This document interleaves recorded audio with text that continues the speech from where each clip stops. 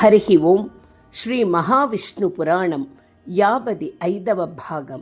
దత్తాత్రేయ అవతారం. బాల దత్తాత్రేయుడు మునులకు గురువుగా ఉండటానికి తిరస్కరిస్తూ మునులకు దూరంగా వెళ్ళిపోసాగాడు. మునులు వదలకుండా వెంటపడ్డారు. దత్తుడు వారికి దొరకకుండా చాలా దూరము వెళ్ళి ఒక సరస్సుపైకి నడుచుకుంటూ వెళ్ళి మధ్యలో నీటిపై నిల్చుకున్నాడు. వెంటపడ్డ మునులు సరస్సు తీరానికి చేరి సరస్సు మధ్యలో నీటిపై నిలిచిన బాల దత్తాత్రేయుని లీల చూసి ఆశ్చర్యముతో కీర్తించసాగారు.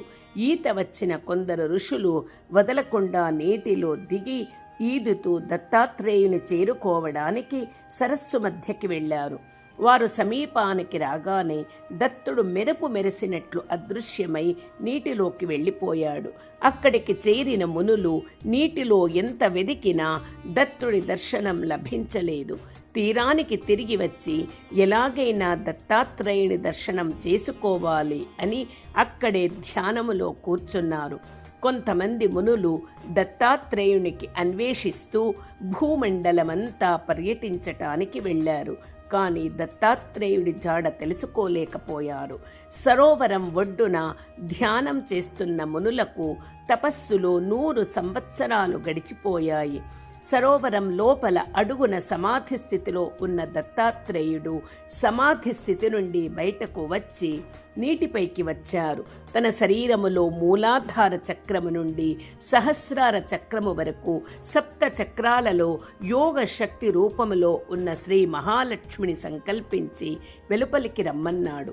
శ్రీ మహాలక్ష్మి ఋషి కన్య రూపములో దత్తాత్రేయుని శరీరము నుండి బయటకు వచ్చి ఆయనకు నమస్కరించింది. దత్తాత్రేయుడు ఆమెను అనఘ అని సంబోధిస్తూ, నీవు నా శక్తివి, నా లోపల యోగ శక్తిగా నీవు ఉన్నప్పుడు నేను దత్తాత్రేయయతిగా ఉంటాను. నేను ఇలా గృహస్థ రూపం ధరించినప్పుడు నీవు నా అర్ధాంగి అనఘాదేవి అవుతావు. నేను అనఘుడను అవుతాను.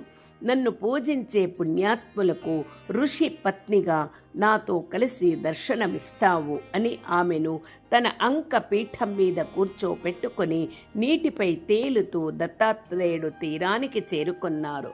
దత్తాత్రేయుడు పరబ్రహ్మముని అవతార పురుషుడు అని విశ్వసించి చిత్తశుద్ధితో తపస్సు చేసిన వారికి దత్తాత్రేయుడు సచ్చిదానంద సద్గురు బ్రహ్మముగా అనఘాదేవి దత్త యతీశ్వరుల అర్ధాంగిగా దర్శనమిచ్చారు. చిత్తశుద్ధి లేని మునులకు దత్తుడు అనఘాదేవి సామాన్య దంపతులుగా కనిపించారు. వారు దత్తుడి దర్శనం కోసం అనవసరంగా సమయం వ్యర్థం చేసుకున్నామని అనుకుంటూ వెళ్ళిపోయారు. పరబ్రహ్మముగా అవతార పురుషుడిగా భావించి దర్శించిన మునులు దత్త దంపతులకు పాదాభివందనం చేశారు.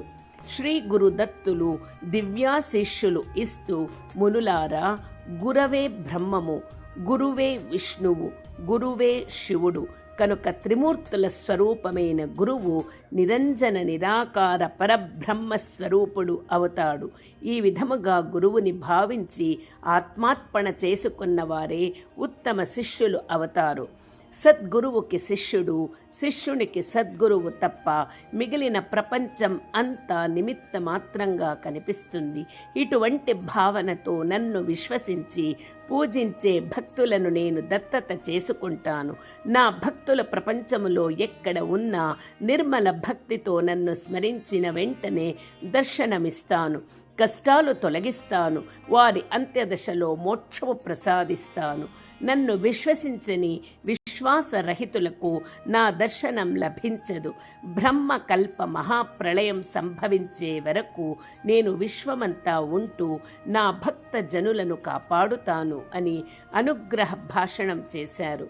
మునులందరూ జయహో దత్తగురుదేవ, శ్రీ గురుదత్త అంటూ తన్మయత్వంతో నమస్కరించారు. దత్తాత్రేయుడు వారిని ఆశీర్వదించి అంతర్ధానమయ్యాడు. అప్పటి నుంచి శ్రీ గురుదత్తులు సహ్యాద్రి పర్వతం నివాసము చేసుకుని ఉన్నారు. ప్రతిరోజు ప్రదోష కాలములో కాశీనగరములో గంగా స్నానము చేసి గాణుగాపురములో ధ్యానం చేస్తారు. తిరిగి కురుక్షేత్రములో ఆచమనము చేసి వచ్చి మధ్యాహ్నం గాణుగాపురములో అనుష్ఠానం చేస్తారు. ధూత పాపేశ్వరములో భస్మధారణం, కరహటలో సంధ్యావందనం, కొల్హాపురములో భిక్ష, పుండరీపురములో తిలకధారణ, పాంచాలేశ్వరములో భోజనం, బదరికాశ్రమములో శ్రవణం, గార్నర్లో విశ్రాంతి, పశ్చిమ సముద్ర తీరములో సాయం సంధ్య ఆచరిస్తూ దత్తాత్రేయుల వారు నిత్య సంచారి అయి నిరంతరం తన భక్తులను అనుగ్రహిస్తుంటారు. హరి ఓం తత్సత్. శ్రీకృష్ణార్పణమస్తు.